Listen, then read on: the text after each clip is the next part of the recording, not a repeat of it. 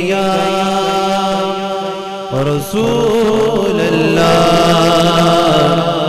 وسلم علیک یا حبیب اللہ۔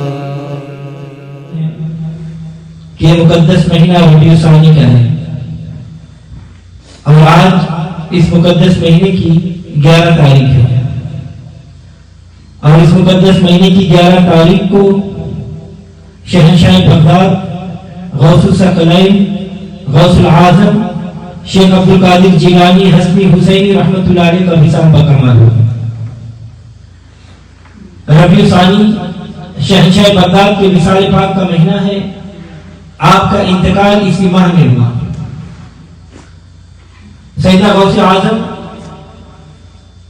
حضور شہنشاہ بغداد رحمۃ اللہ علیہ وہ ذات ہے کہ آپ کے کمالات حد تواتر تک پہنچ چکے ہیں۔ یہ بات میں نہیں کہہ رہا بلکہ غیر مقلد حضرات کے بہت بڑے عالم جن کا نام نواب صدیق حسن خان بھوپانی ہے، اس نے اور حکیم الامت مولوی اشرف علی تھانوی دیوبندی عالم نے بھی اپنی اپنی کتابوں میں یہ لکھا ہے کہ حضور غوث اعظم شیخ عبدالقادر جیلانی رحمۃ اللہ علیہ کو جتنی شہرت اولیاء اکرام میں حاصل ہوئی ہے وہ کسی اور ولی کو حاصل نہیں ہوئی۔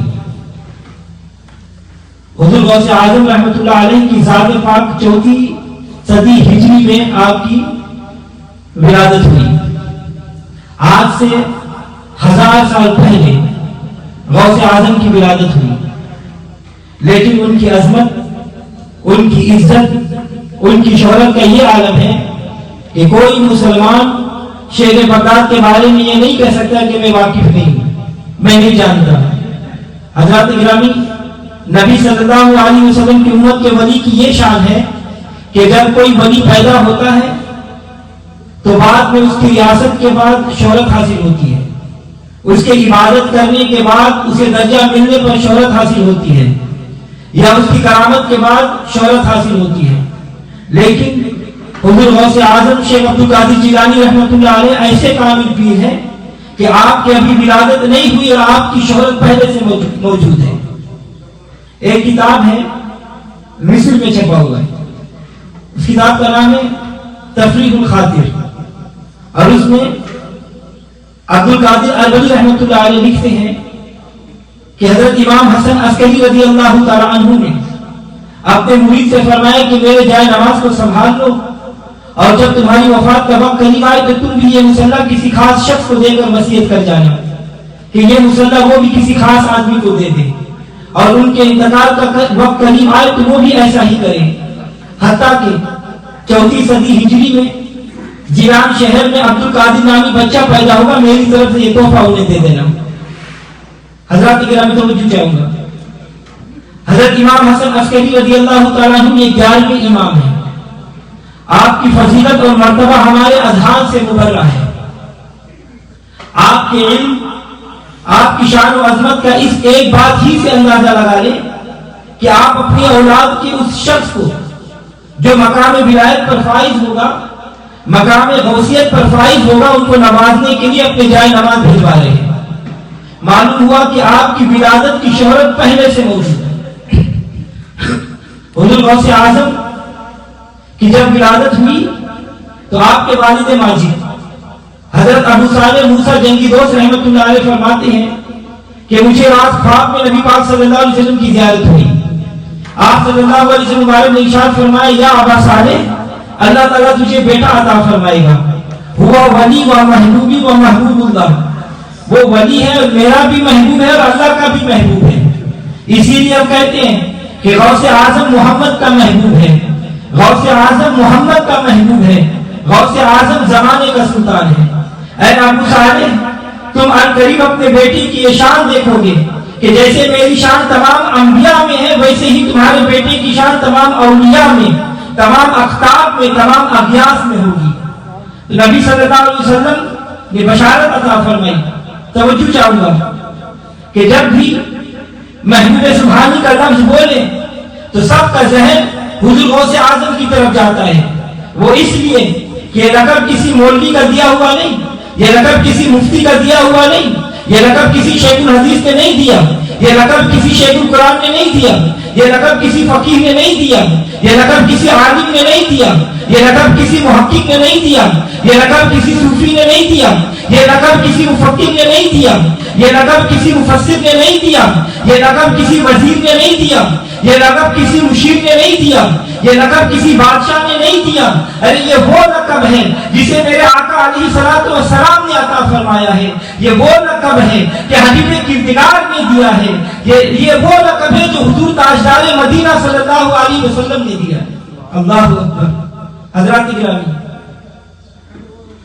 حضرت سیدنا عبد القادر جیلانی رحمۃ اللہ علیہ کے بارے میں چشتیوں کے سردار حضور خواجہ معین الدین چشتی اجمیری رحمۃ اللہ علیہ، آپ خراسان کے جنگلات میں آپ پھر رہے۔ میرے غوث اعظم نے بغداد کی جامع مسجد میں منبر شریف پر بیٹھے ہوئے ارشاد فرمایا کہ قدم حاضی علی رقبۃ کل ولی اللہ، کہ میرا یہ قدم اللہ کے ہر ولی کے گردن پر ہے۔ حضرات گرامی، یہ بات غوث اعظم رحمۃ اللہ علیہ بغداد میں فرما رہے ہیں، اور حضرت خواجہ اجمیری خراسان ایران کے جنگلات میں آپ کا یہ فرمان سن رہے ہیں۔ آپ نے یہ فرمان سن کر فرمایا، خواجہ غریب نواز نے فرمایا کہ عبد القادر، آپ کا قدم مبارک میری گردن پر ہی نہیں بلکہ میرے آنکھوں پر بھی ہے اور میرے سر پر بھی ہے۔ آج اگر کوئی غوث اعظم کی عظمت کو نہ مانے، ارے چار وہ بندے نہ مانے جن کے معاشرے میں کوئی مقام نہ ہو، جن کی عبادت میں کوئی مقام نہ ہو، جن کی ریاست میں کوئی مقام نہ ہو، جن کو کوئی جانتا ہی نہ ہو، اگر وہ غوث اعظم کی فضیلت اور آپ کے مقام اور آپ کے درجے کو نہ مانے تو اس سے غوث اعظم رحمۃ اللہ علیہ کی شان و عظمت میں کیا فرق پڑتا ہے؟ ارے غوث اعظم کے بارے میں تو عارفین کے بادشاہ سلطان العارفین سلطان حق بابو رحمۃ اللہ علیہ، جن کو ساری دنیا سلام کرتی ہے، آپ فرماتے ہیں کہ تیرے جیسا کوئی نہیں اور میرے جیسے تو لاکھوں ہیں۔ حضرات گرامی، مقام ولایت کے بارے میں بخاری شریف میں، مشکوٰۃ شریف میں حدیث قدسی موجود ہے۔ اللہ تعالیٰ فرماتا ہے کہ میرا ولی مقام ولایت تک پہنچ جاتا ہے نوافل کے ذریعے۔ کس کے ذریعے؟ نوافل کے ذریعے۔ اور جو نفل نہیں پڑھتے ان میں ولی کیسے پیدا ہوں گے؟ وہ صرف فرض پڑھ کے چلے جاتے ہیں۔ اللہ تعالیٰ فرماتا ہے کہ میرا ولی مقام ولایت تک پہنچ جاتا ہے نوافل کے ذریعے۔ جب میں اس کا دوست بن جاتا ہوں اور اسے اپنا دوست بنا لیتا ہوں تو پھر اس کے کان بن جاتا ہوں جس سے وہ سنتا ہے، میں اس کے کان بن جاتا ہوں جس سے وہ سنتا ہے، میں اس کے آنکھ بن جاتا ہوں جس سے وہ دیکھتا ہے۔ تو حضرات گرامی، وہ کون سا مسلمان ہے، وہ کون سا کلمہ وہ ہے جو یہ کہے کہ اللہ نہیں سنتا، کہ اللہ نہیں دیکھتا؟ ارے اللہ تعالیٰ تو ایسا سمیع و بصیر ہے کہ ہم آہستہ بات کریں تب بھی سنتا ہے، ہم دل میں بات کریں تب بھی سنتا ہے، ہم اونچی آواز میں بات کریں تب بھی سنتا ہے۔ اور اللہ اپنے بندوں کی آنکھوں اور کانوں کو اپنا مظہر بنا لیتا ہے تو پھر اس کا بھی یہ عالم ہوتا ہے کہ چاہے اسے کوئی دور سے پکارے وہ سنتا بھی ہے اور دیکھتا بھی ہے۔ اور اگر کوئی نہ مانے تو وہ خدا کے فرمان کا منکر ہے۔ جو شخص خدا کے فرمان کا منکر ہو اور توحید کا دعویدار ہو تو ایسے لوگوں سے اللہ تعالیٰ بچائے۔ ارے شان دینے والا اللہ، مقام دینے والا اللہ، ولایت دینے والا اللہ، درجہ دینے والا اللہ، بلندی دینے والا اللہ، عظمت دینے والا اللہ، عزت دینے والا اللہ۔ اور اللہ تعالیٰ ارشاد فرماتا ہے وَتُعِزُّ مَن تَشَاءُ وَتُذِلُّ مَن تَشَاءُ، اور یہی ہمارا ایمان ہے کہ اللہ جسے چاہے عزت دے، اللہ جسے چاہے ذلت دے۔ اور اللہ کے ولی اور دوست ہونے سے بڑی عزت اور عظمت کون سی ہے؟ اور اللہ کے ولی اور دوست سے دشمنی سے بڑھ کر ذلت اور کون سی ہے؟ جبکہ اولیاء اللہ کو نہ کوئی ڈر ہے نہ خوف۔ الا ان اولیاء اللہ لا خوف علیہم ولا هم يحزنون۔ تو حضرات گرامی، اولیاء اللہ کے دشمن اولیاء اللہ کے شہنشاہ کی شان و عظمت کو کیسے جانے؟ اللہ تبارک و تعالیٰ اپنے بندوں کو یہ مقام عطا فرماتا ہے کہ وہ دور سے سنتے بھی ہیں اور دیکھتے بھی ہیں۔ جیسا کہ قرآن پاک میں واقعہ موجود ہے، حضرت سلیمان علیہ السلام کا لشکر آ رہا تھا اور ایک چونٹی نے کہا اے چونٹیوں اپنے اپنے گھروں میں چلی جاؤ، حضرت سلیمان علیہ السلام کا لشکر آ رہا ہے، کہیں وہ تمہیں مسل نہ دے۔ اللہ تعالیٰ فرماتا ہے جب چونٹی نے یہ بات کہی تو اللہ کے نبی حضرت سلیمان علیہ السلام چونٹی کی یہ گفتگو سن رہے تھے۔ حضرت سلیمان علیہ السلام چونٹی کی بات سن کر مسکرا پڑے، توجہ چاہوں گا، میں پوچھتا ہوں کہ آج اگر کوئی شخص چوٹی کو اپنے ہاتھ کے ہتھیلی پر لے لے، چاہے اپنے ہاتھ کانوں کے قریب کر لے اور چاہے کان کے اندر بھی ڈال لے، پھر بھی وہ چوٹی کی آواز کو نہیں سن سکتا. لیکن اللہ تعالیٰ نے حضرت سلیمان علیہ السلام کو ایسی سماعت عطا فرمائی کہ چوٹی کے اتنے دور مائلز ہے، لیکن حضرت سلیمان علیہ السلام ان کی بات سن رہے ہیں اور سن کر مسکرا دیے. اور آج اگر کوئی یہ بات کہے کہ کوئی بھی نہیں سن سکتا تو قرآن پاک کا منکر ہے. حضرت سلیمان علیہ السلام کو طاقت بھی اللہ تعالیٰ نے دی، اولیاء اللہ کو بھی طاقت اللہ تبارک و تعالیٰ نے دی. ادھر غوث اعظم رحمت اللہ علیہ موجود ہیں، آپ بیٹھے ہوئے ہیں. بہجت الاسرار اور قلائد جواہر میں یہ واقعہ موجود ہے کہ 100 علماء اکٹھے ہو کر حضور غوث اعظم رحمت اللہ علیہ کا امتحان لینے کے لیے آئے. ہر ایک نے اپنے ذہن میں ایک مشکل سوال بیٹھایا ہوا تھا. جب وہ غوث اعظم کے پاس آئے تو آپ ان کے ذہنوں پر تصرف فرما کر ان کا تمام علم سلب کر لیا.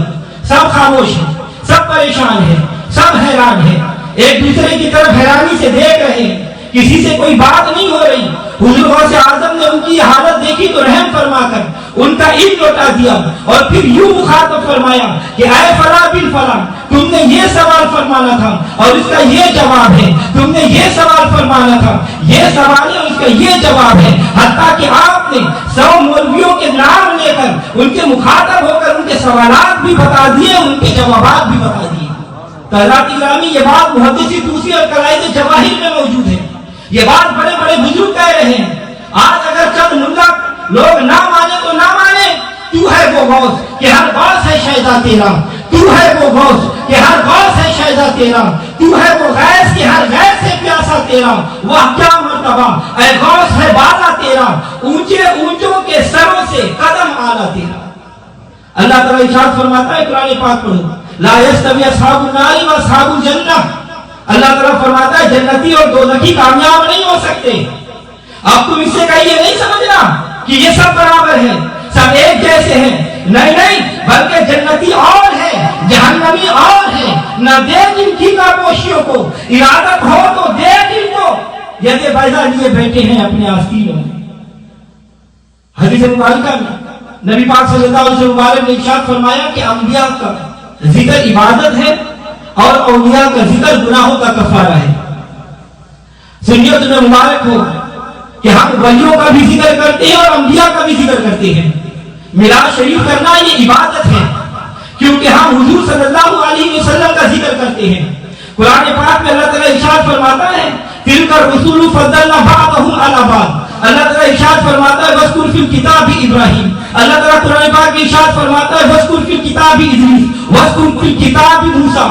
اللہ فرماتا ہے کہ انبیاء کا ذکر کرو. حضور صلی اللہ علیہ وسلم فرماتے ہیں کہ انبیاء کا ذکر عبادت ہے اور ولیوں کا ذکر گناہوں کا کفارہ ہے. توجہ چاہوں گا، ارے جب ولیوں کا ذکر گناہوں کا کفارہ ہے اور گناہوں کا کفارہ نفع ہے تو جب اولیاء کا ذکر نفع پہنچاتا ہے تو اولیاء اللہ خود کیوں نفع نہیں پہنچا سکتے؟ معلوم ہوا کہ اگر قرآن پاک کو اور حدیث مبارکہ کو مانتے ہو تو شان اولیاء کو ماننا پڑے گا. اللہ تبارک و تعالیٰ قرآن پاک میں ارشاد فرماتا ہے الا ان اولیاء اللہ لا خوف علیہم ولا هم يحزنون. اور جو میرے دوست ہیں، جو میرے ولی ہیں، ان کو نہ کوئی خوف ہے اور نہ کوئی غم. اور ایک جگہ اللہ تعالیٰ ارشاد فرماتا ہے الذین آمنوا كانوا يتقون. اللہ نے سند دے دی جو اللہ کے ولی ہوتے ہیں ان کا ایمان ٹھیک ہوتا ہے، وہ متقی ہوتے ہیں.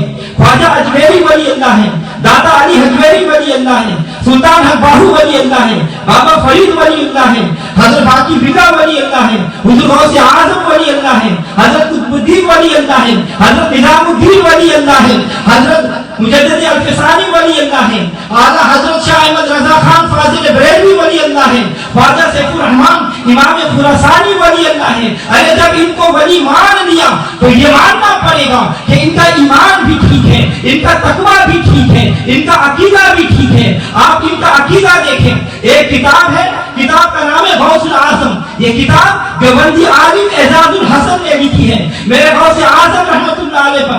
جب بھی کوئی پریشانی آتی آپ عرض کرتے ادرکنی یا رسول اللہ، اغثنی یا رسول اللہ، اور جو مرید آتا اور پریشانی بتاتا تو آپ یہی وظیفہ بتاتے. معلوم ہوا کہ حضور غوث اعظم بغداد میں بیٹھ کر حضور صلی اللہ علیہ وسلم کو پکار رہے ہیں اور یا رسول اللہ میری دراز رسید فرمائے، یا رسول اللہ میری مشکل کشائی فرمائیے، یا رسول اللہ میری مدد فرمائے. ارے جب غوث اعظم کو ولی مان لیا تو یہ ماننا پڑے گا کہ آپ کا عقیدہ بھی ٹھیک ہے اور آپ کا ایمان بھی ٹھیک ہے.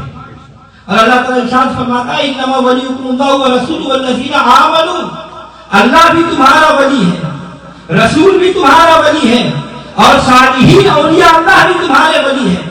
قرآن پاک میں حضرت مریم علیہ السلام کا واقعہ بیان ہوا ہے.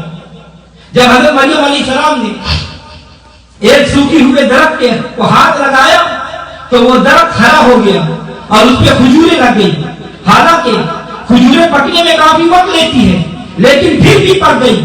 اللہ تعالیٰ نے فرمایا اے مریم اس درخت کو ہلاؤ. جب حضرت مریم نے درخت کو ہلایا تو کھجوریں نیچے گری. یہ اولیاء کی شان ہے.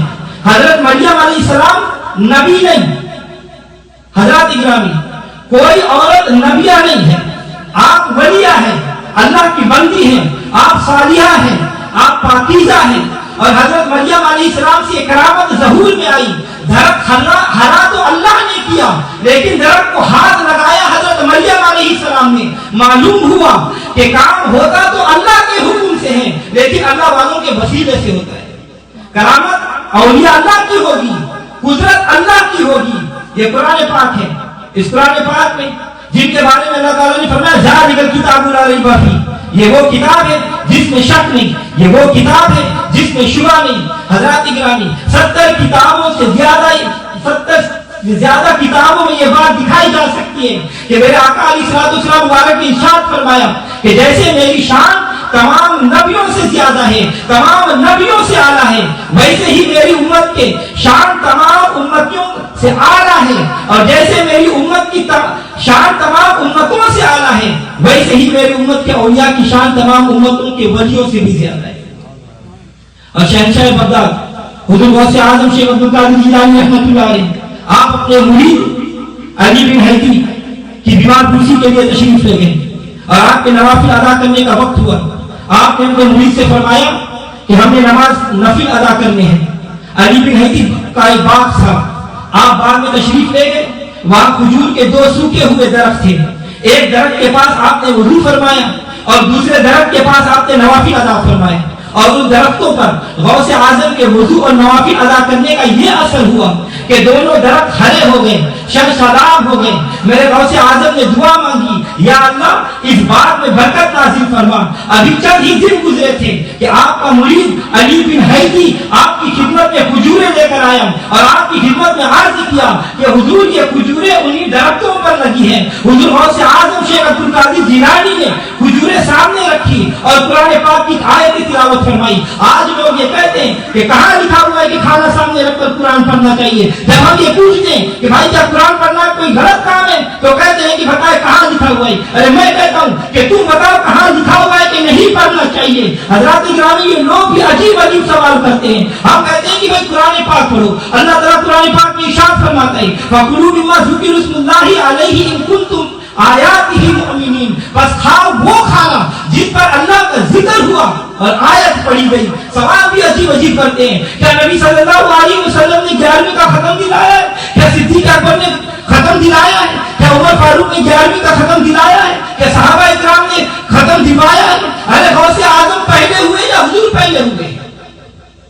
جاہلانہ سوال کرتے ہیں اور پوچھتے ہیں یہ چھوٹی 11ویں کیا ہے، بڑی 11ویں کیا ہے؟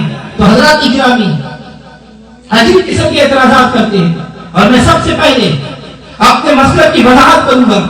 الحمدللہ نبی صلی اللہ علیہ وسلم کا صدقہ اہل سنت کوئی کام ایسا نہیں کرتے جو قرآن کے خلاف ہو، کوئی کام ایسا نہیں کرتے جو حدیث کے خلاف ہو. مذہب حق قرآن کے مطابق ہے، مذہب حق اہل سنت حدیث کے مطابق ہے. حق تو اسی لیے ہے کہ قرآن و حدیث کے مطابق ہے.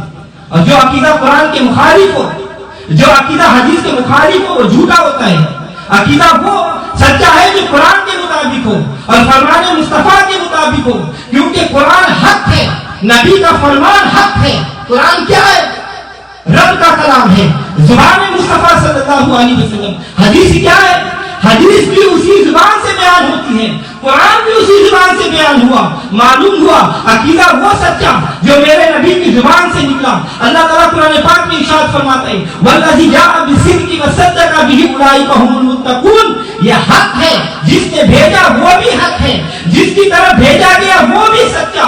صدق یصدق تصدیقا، یہ مبالغہ کا صیغہ ہے۔ فرمایا اولئک هم المتقون، یہ سارے متقی ہیں، ان میں کوئی بھی کھوٹا نہیں۔ میری بات یہ ہے کہ عقیدہ وہ سچا جو قرآن کے مطابق ہو۔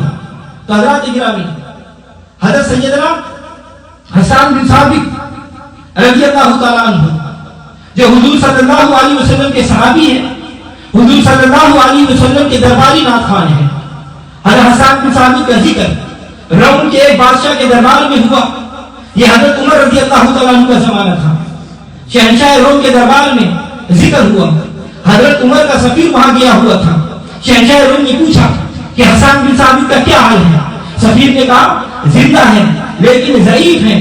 آنکھیں بھی جواب دے گئی۔ بادشاہ روم نے کہا یہ 1000 اشرفیہ ہیں، اگر وہ زندہ ہو تو ان کو تحفہ دے دینا، اگر وہ وصال فرما چکے ہو تو یہ کپڑے ان کے قبر پر چڑھا دینا اور 1000 اشرفیوں کا اونٹ خرید کر ان کے نام پر ذبح کر دینا۔ حضرات گرامی، یہ بات وہابیوں نے اپنی کتاب میں لکھا اور اس رسالہ کا نام احتشام ہے، اس میں یہ واقعہ درج ہے۔ میں پوچھتا ہوں یہ واقعہ تو حضرت عمر رضی اللہ تعالیٰ عنہ کا دور ہے۔ اگر ہم 11ویں شریف کا ختم دکھائے تو تمہیں کیا پریشانی ہوتی ہے؟ ہم ختم کیا پڑھتے ہیں؟ قرآن پاک پڑھتے ہیں، اور اللہ تعالیٰ قرآن پاک میں ارشاد فرماتا ہے فَكُلُوا مِمَّا ذُكِّرَ اسْمُ اللَّهِ عَلَيْهِ ان کنتم بآیاتہ مؤمنین، اگر تم ایمان والے ہو تو آیت والا کھانا کھاؤ۔ تو سنیو، ہمیں مبارک ہو کہ تمہارا مسلک قرآن کے مطابق ہے، تمہارا مسلک حضور صلی اللہ علیہ وسلم کی حدیث ہے، ہمارا مسلک سنت خلفاء راشدین ہے۔ اللہ تبارک و تعالی ہمارا صحیح مسلک پر خاتمہ عطا فرمائے۔ اللہ تبارک و تعالی ہم سب کو مذہب حق اہل سنت و جماعت پر قائم اور دائم رکھیں۔